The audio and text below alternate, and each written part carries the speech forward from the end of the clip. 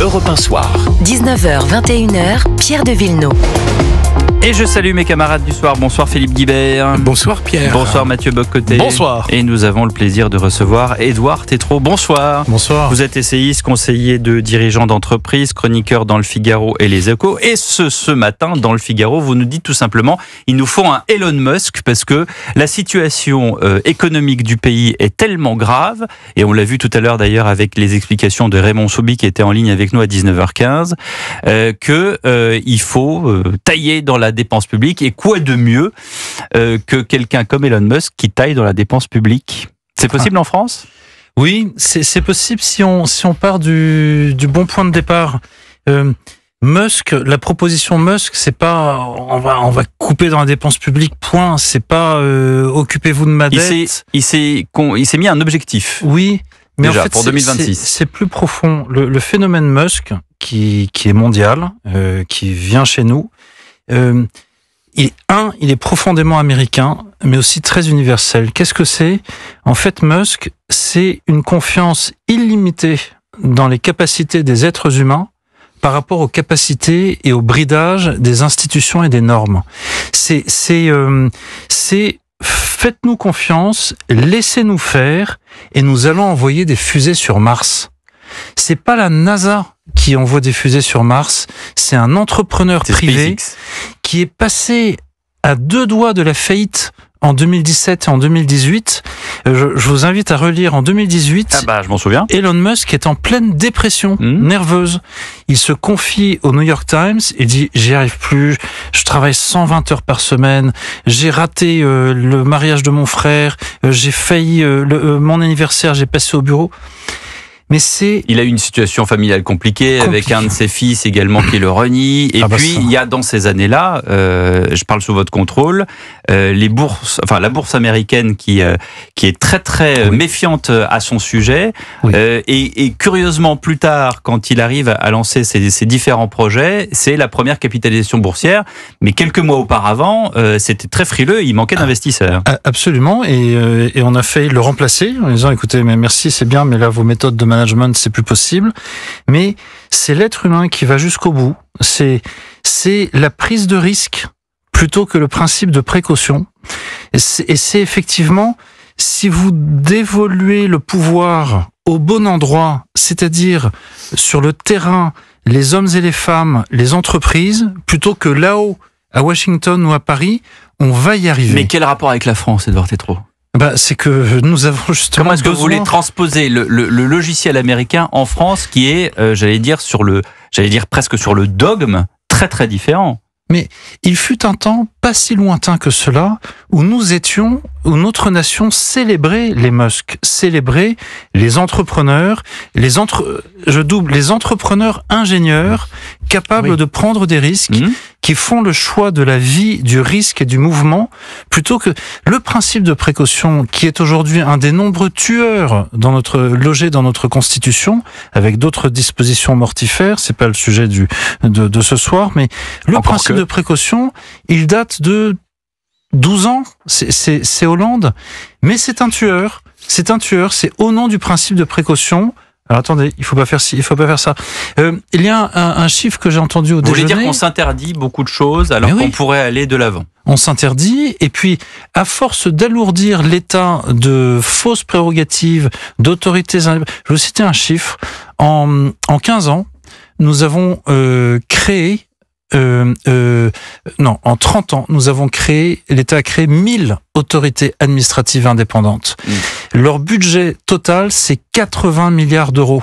80 milliards d'euros, c'est plus que la défense. Je crois c'est 2 fois l'impôt sur le revenu. Eh bien oui. Les équipes de Louis de Ragnel dans le JD News ont fait un grand article sur toutes ces, ces agences qui coûtent énormément d'argent à l'État. Je crois qui coûtent énormément. Je veux pas être trop long. Qui coûtent énormément et qui ne servent à rien. La proposition. Qui nuisent en fait. Oui. On peut peut-être garder l'autorité des marchés financiers, voilà. Mais sinon, la revue de détail. Aussi quand même. Même aux États-Unis, il y a la SEC qui les vend de l'AMF, donc. Le principe, c'est faites confiance aux Français, au terrain, aux entrepreneurs. Et c'est pas couper dans la dépense publique, ça, on mobilise personne, mais faites-leur confiance. Édouard Tétrault, Philippe Guibert, je voudrais vous interroger. Non, j'avais une remarque qui est que ce pays s'est construit sur un État. C'est l'État qui a construit la France. Et donc, l'ADN historique et idéologique de la France ne peut pas être en osmose ou retrouver des affinités avec un Elon Musk qui est un libertarien fondamentalement et qui lutte contre l'État, me semble-t-il.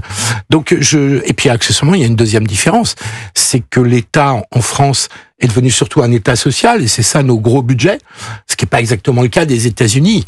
Et puis une troisième remarque, les agences, on les a beaucoup développées dans une logique libérale de limiter le pouvoir de l'administration et du politique pour opposer des contre-pouvoirs aux politiques. Alors, on a sans doute fait des erreurs et on est allé beaucoup trop loin, mais c'était une logique libérale. On a trouvé l'argent au même endroit. C'est peut-être ça le problème. Je suis pas sûr que ça soit de là que vienne la progression de nos dépenses publiques depuis 30 ans. Édouard Tétrault. Je trouve vos remarques très justes. Je mets un bémol quand même sur l'État.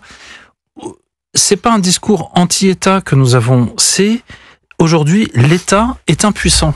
L'État est devenu impuissant à force qu'on lui greffe des autorités administratives indépendantes, donc qui ne rendent plus de compte à une hiérarchie verticale. Et on l'a grevé, vous avez raison de le dire, on a grevé l'État de missions sociales les unes sur les autres, qui fait que il a perdu de sa pertinence et de sa puissance. Je ne sais pas si je suis un libéral, un économiste de marché, etc.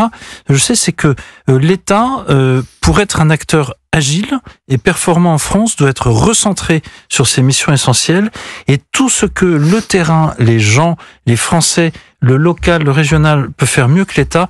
Allons-y, dévolution massive des pouvoirs. Commençons par l'éducation nationale, peut-être la plus, après les Chinois, la plus grande bureaucratie au monde. Ça va être la plus dure à attaquer, j'allais dire. Mathieu Bock-Côté. Alors, vous faites référence à Musk, mais Musk n'arrive pas dans le vide. C'est-à-dire qu'il y a toute une réflexion dans le conservatisme américain depuis 15 à 20 ans environ, sinon davantage, sur ce qu'ils appellent l'État administratif. C'est-à-dire à quel point l'extension de la bureaucratie a changé la nature même du régime américain, comment l'extension infinie de la bureaucratie change la nature même de notre régime politique. Et de ce point de vue, c'est peut-être la force des Américains, au-delà du génie spécifique de Musk, c'est de traiter aujourd'hui l'État social, non pas comme une option politique parmi d'autres, mais comme un régime à déconstruire, non pas contre le social, mais contre le contrôle social qui l'accompagne. Oui. C'est vrai qu'il n'y a rien de plus anti-américain. Enfin, les États-Unis, sous Biden, même sous Obama, se sont tellement éloignés de la promesse initiale de la déclaration d'indépendance et de la Constitution. C'est effectivement, je crois qu'il y a un phénomène intéressant, qui n'est pas sans risque. Quand on fait une confiance totale aux personnes plutôt qu'aux institutions, le risque, c'est quoi? C'est de finir avec Darwin. C'est-à-dire, vous avez les clés, débrouillez-vous, vous n'y arrivez pas, too bad. Le risque, c'est le renard libre dans le poulailler libre. C'est là où un principe de régulation peut intervenir, mais aujourd'hui, d'abord, redonnons la confiance et le pouvoir au peuple, aux personnes, aux agents économiques. C'est ce qu'a dit Emmanuel Macron en disant que sur les sujets majeurs, il allait faire intervenir le peuple, et tout le monde a compris qu'il y aurait des référendums cette année. Tout le monde l'a espéré. Philippe Guibert l'a espéré en tout cas. Philippe.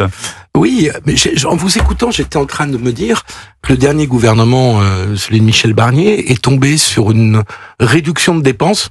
On l'avait beaucoup critiqué pour avoir augmenté les impôts, ce qui n'était pas entièrement faux, de proposer d'augmenter les impôts, mais c'était juste une limitation de dépenses sociales, puisqu'il s'agissait de ne pas indexer les pensions de retraite entre le 1er janvier et le 1er juillet pour les retraités les plus aisés, même pas pour les retraités les plus pauvres. Et donc je me dis que dans un pays où un gouvernement est renversé au bout de 62 ans de stabilité gouvernementale sur une limitation très mesurée de la dépense sociale, par rapport à la logique que vous décriviez, on n'est pas au bout de nos peines. C'est pour ça, je pense que le prochain président de la République, je ne sais pas s'il est dans l'intérêt du pays que l'on doive attendre 2027, ça je ne sais pas, mais il faut que le prochain président de la République, investi de son mandat, il commence par quoi? Pas des lois, pas des décrets, mais une série de questions de référendum. De référendum. C'est vous m'avez donné le pouvoir pour que j'aille beaucoup plus loin au fond que nous changions de contrat social, osons les mots.